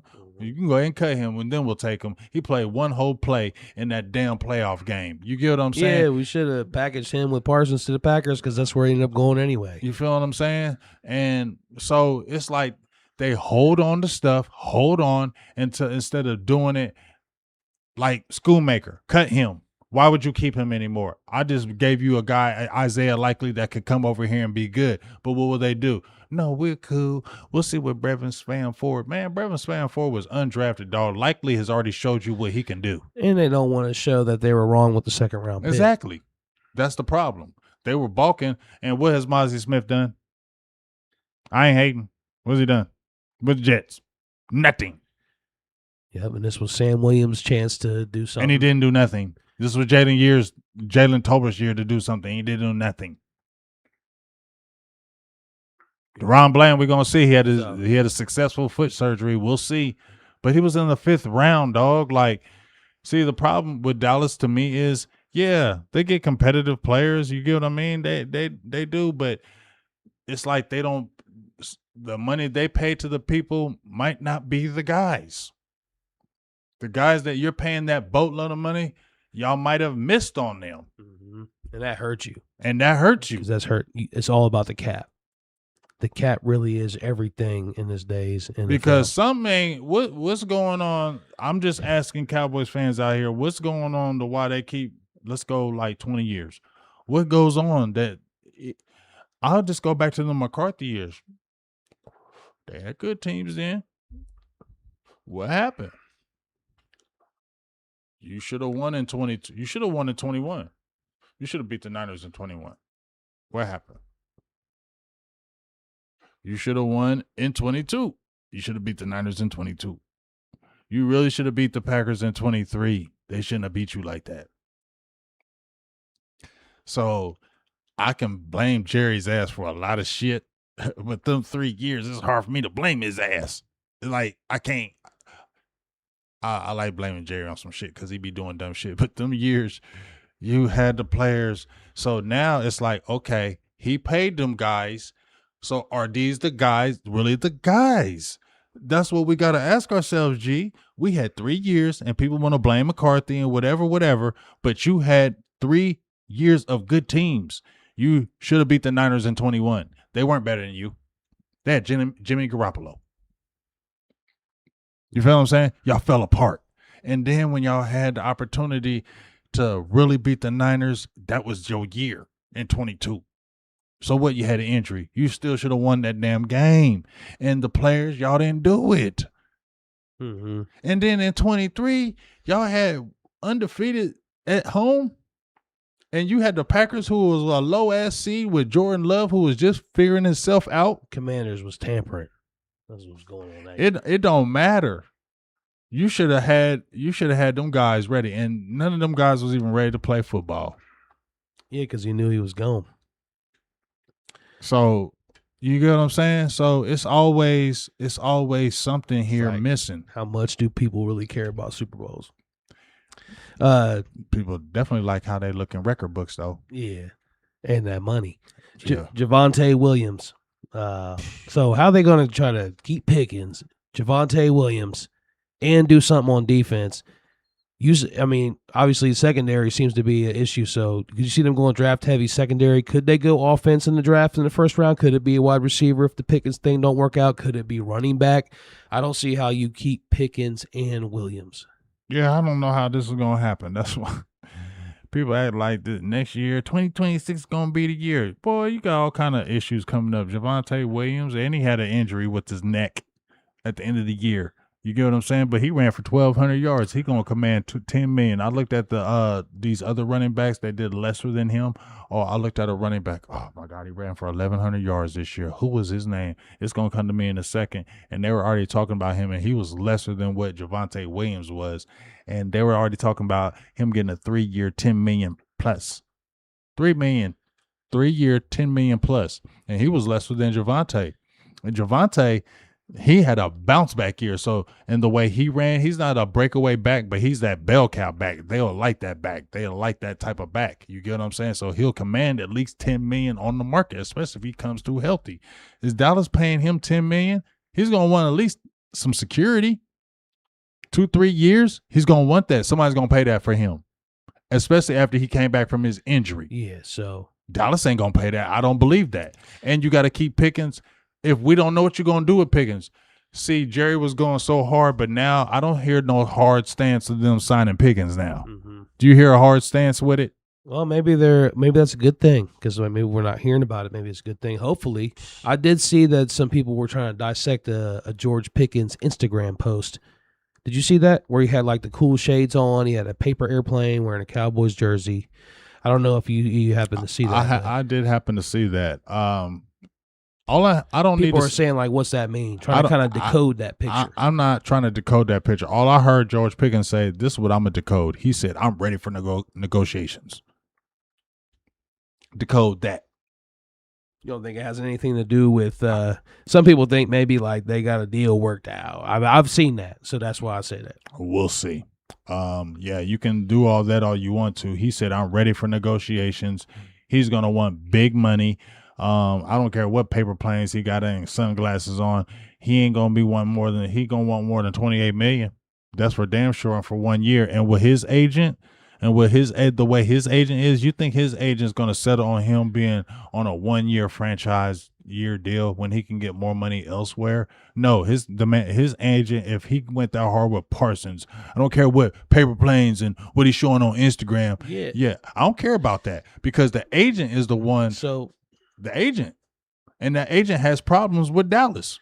That's what I was going to say because from what I understand, wasn't there a conflict there Yes, where he's had he problems was with- upset that Jerry's not talking to the agent? They're Him- like, yes. he's trying to cut the agent out of the deal. And he's the big time agent. He's the biggest agent out there in football. You think he's gonna just settle for He signed Diggs got him too right after he got cut. all the guys who want to get big money, go with him because he's gonna get you. He's going for the best deal. You see, he said, okay, well, I want traded, and he got big money in Green Bay, $47 million, right? Michael Parsons got $47 million a year, right? Highest paid ever at that position. Highest paid ever. So what do you think George Pickens gonna want? Highest paid. You think George Pickens gonna want $28 million after I had career numbers? You think I want $28 million? You think I'm gonna settle after I had career numbers? I'm only 25 years old. No, I'm not gonna settle. I think there might be a possibility they don't keep either one of those guys. That could happen. And they said in a press conference that their number one priorities are those guys. But is it really? Because I look at the Zeke situation when they signed him to a deal. He was probably 25, 26, right? Yeah, he was 25. I know it's a little different. Zeke had more miles on him and stuff, but it's, are you trusting running backs now after a certain age? Like, or would you rather go with a young guy? Like, did Jaden Blue and Phil Maffa influence anything for you, like to make you have any kind of hope that if one of them had to be the guy? They didn't influence anything on me, but what I will say is if you're be a smart businessman, if you're talking that cap stuff, everybody's talking about, look, the only way I would bring Javonte Williams back is if he wanted a short deal, like another year deal or a 2-year deal. He's not going to want that. I feel like he's going to want more security. Now he's did his thing. He's a running back. He's got to know his life expectancy isn't long as a running back. So he's going to want more of a longer deal. If Cowboys are going all in, I would think they would want to go with a shorter deal. So, no, it wouldn't make sense for them to sign him to a $10 million deal. They did it with Pollard for 1 year for what? That was killing me. I wish we would have kept Pollard, really. You should have, but you didn't. I like Pollard. Pollard has done very well over with Tennessee. I've watched him in his games. He's run very well as the lead back with the Tennessee Titans. Pollard would have been nice with He us has too. helped Cam Ward. So when they signed him to the 1 year deal, it was almost like Pollard's going to be gone. They just signed him to the 1 year deal just to say, oh, we did it, just to say we got a running back because we're too lazy. Pollard was a beast. Listen, we're too lazy to go out there and look, so we'll just sign you to the 1 year deal and give us another year. Because they always think it's the offensive line is the answer and not the running back. Well, it is, but what I'm saying is they're too lazy to go out there and real find people, so they'll just be lazy and sign you to the 1 year deal. Like you said, remember when we talked about it last week and you said, yeah, you're just giving yourself some more time. That's what I feel like Dallas does. Like when they signed Dalton Schultz to the 1 year deal, you just gave yourself one more year, another time to try to figure something out for a tight end, and then you fucked up and got Schoonmaker. Hell, Schultz was better than Ferguson, I think. He is. He's done very well with the Texans. Yeah. I'm like, damn, so I'll see how I wish we could have kept him for real. No, we don't, because he wouldn't have did shit. He'd been the same person. I thought he was good with us, though. He was okay. Dak and him had like a thing. It was good together. Dak. He was a little bit more down the field than what you see with Ferguson. I want to ask you something. I want to ask everybody in the chat real before we quick, get though. off. You go ahead. Then I'm going to ask No, you this. go ahead. You go. I want to ask this. Everybody is in this chat. I don't care. Dak will be 33 next year. And I'm asking you too, G. Do you think you're going to the Super Bowl with Dak Prescott as your quarterback? Yes or no? Everybody in the chat, yes or no? Do you think, even if they get a defensive coordinator, whatever, you will go to the Super Bowl with Dak Prescott? Yeah, dig deep down for this. Dig deep. I do believe that it's going to have to be in spite of Jerry, as we've talked about. I think he would have to get lucky with a hire. Like, did he get lucky with Brian Schottenheimer? We'll see. Especially, I mean, if what Jerry said about, when you say throw him under the bus, he had everything to do with hiring Matt Eberflus. He wouldn't be here if Eberflus or if Schotty didn't want him here. Did did he have? So that's him saying though he like that, like you said, threw him under the bus. So Shoddy failed at hiring a defensive coordinator last year. Is pretty much what he's saying there. So can we trust then that Shoddy's going to hire the right guy? Because did he have everything to do with hiring Eberflus, like Jerry said? Is that true? So that's where we got to see, like, because we don't know yet with Schottenheimer, first year coach. Will Jerry get lucky with him? Will he hire the right guy? Will they put it all together with offense and defense? That's what it's going to come down to. Can you win in spite of them? So I think it can be done, but it has to be done in spite of Jerry. No. But I think if they just somehow happen to get lucky, if what they're saying they're doing is true, and they're going to let Shoddy have control and concede and do things different, I'm not trying to give any kind of hope or false hope, but I'm just saying if they do what they say, if they do that, then I do think that in spite of them, they could possibly do it if the right hires are made. A whole lot of ifs. But I'm not. Yeah, so I can't say. I can't say. Yeah, I think they're going to go win a Super Bowl. I'm not going to say that. Yeah, they can go win a Super Bowl. No. Do you think they can at least go to a Super Bowl? I think that they possibly could, as long as they keep making changes. If they stay with the same old shit, like wasting 10 years with Jason Garrett, no. But if they do things quickly, like firing a guy after 1 year, although it sucks because now you got it wrong 4 years in a row, right? Because wasn't it four different defensive coordinators, or was it 3? Either way, you got it wrong 3 to 4 straight years in a row. Although Dan Quinn, he was gone anyway, but unless you made him coach, but you got it wrong. So can you finally get it right? Are you going to actually let Shoddy do it? And that's what it's really going to come down to. Yeah, I don't. From me, no. I just don't believe it. I'm gonna go start first from the top. Once again, I'm gonna. Jerry came in gangbusters, hit the ground running. Super Bowls, Dallas Cowboys was the thing. Boo, woo, woo, woo. And then you have this drought. I just don't feel like, in my opinion, that you go win all like that early and then you go on a big drought and all of a sudden you win again. I just don't believe that. And I feel like that's the reason why so many weird things happen, because when I look at the playoffs, and so many weird things happen with Dallas in games and playoffs, and it's just like, why does this feel like this always happens just to Dallas? So I just feel like that is, and I just feel like we don't have the players. Dallas doesn't have the players. I think they have some really good players, but they don't have the players that can make the plays in the clutch moments. I've seen it too many times when there's clutch moments to be made and they're not.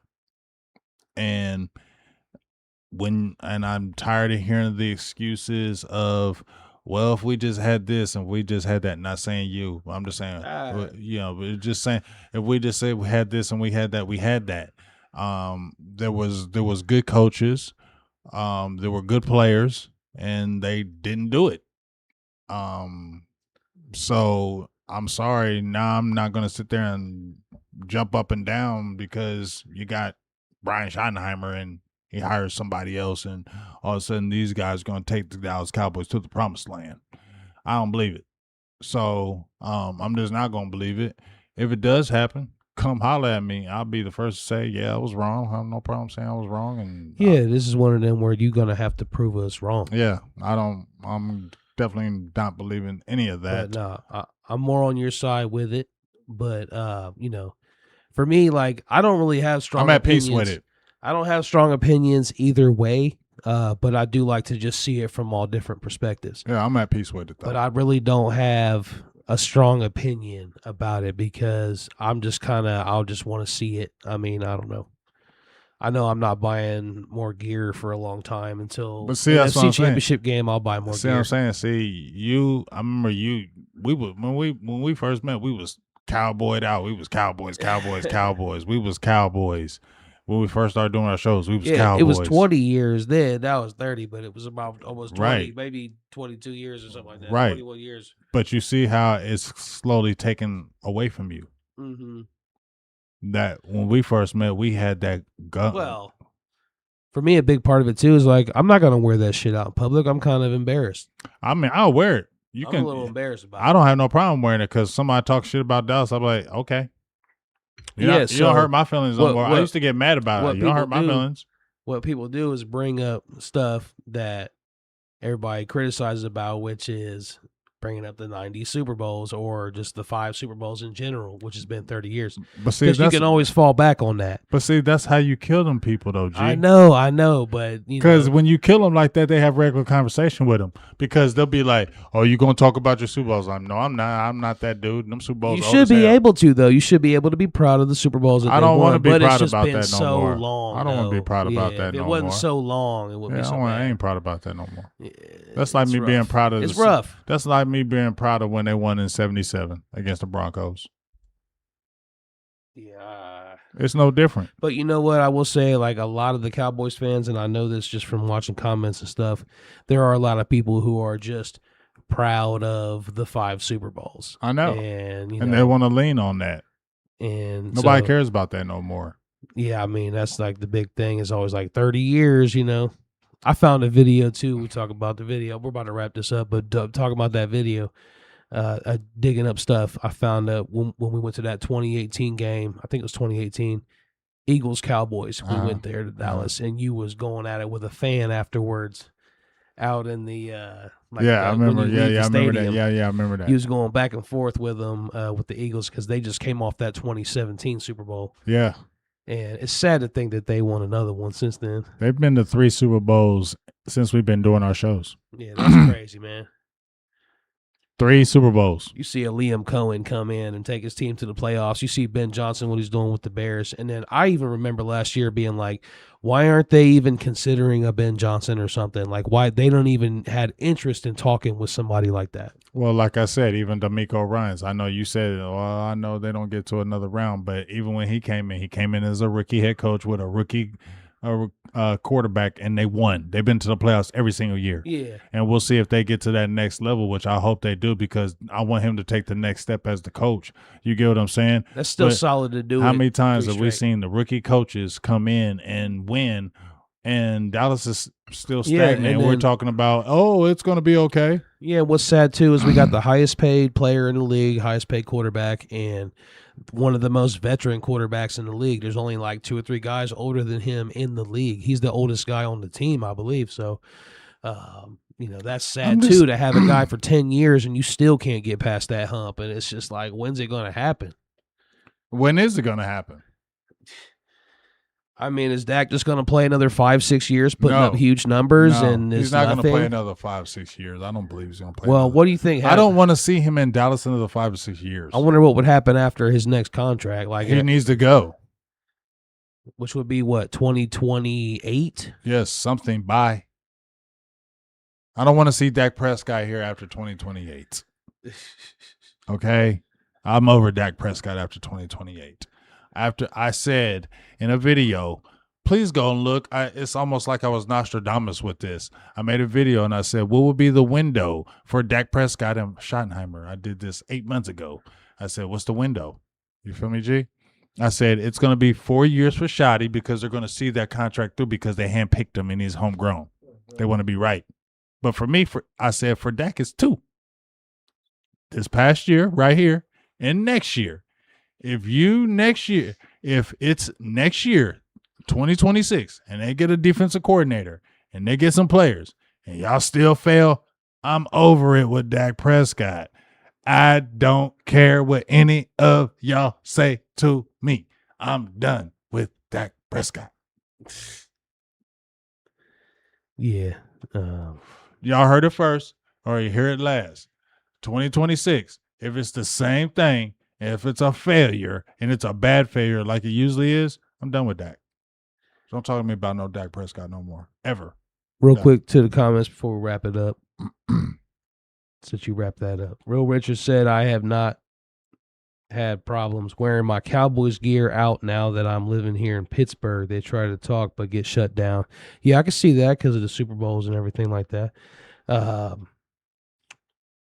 And then Will Richards said, Friday one said Pickens shouldn't want to be highest paid because he had his best year under the Cowboys, and his past is troubled. No, it's not. No, it's not. What trouble pass? He's talking about on the field, maybe like with penalties. What trouble pass? What trouble pass? What? See, that's y'all be reading that media stuff, and y'all don't really devil in. What has he done? He's never been in trouble. Yeah, ever. He don't have no trouble past. You would need more context. Like he has no trouble. You would need more context. Like you're not saying with the law. You might be saying like with the locker room or teammates or other teams or something. No, that's just a label that they try to put on players. That's what they try to do, and it devalues them, and it messes up their money value. And when they're trying to get a contract, people put out things about them.